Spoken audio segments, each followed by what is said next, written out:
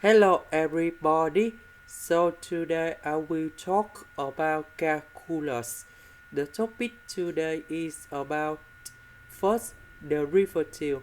So now I will show you how to answer. We have the formula in here. So we can apply it about the product rule of derivative. So if we have y equals to ab, so we do first derivative of this one. So we do first derivative of a multiplied by b, first derivative of b multiplied by a, and the next one, that is about the square root. So if we have y equals to the square root of capital A, we do first derivative of this one. So we do first derivative of A over number 2 with the square root of A. Now we can apply two formulas for this one. So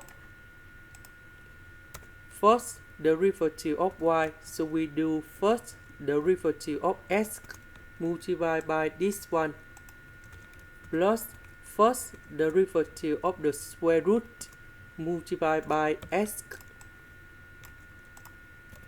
So this one you got about number 1.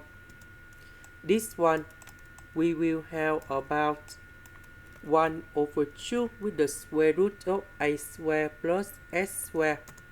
Later that we do first derivative of a square plus s square.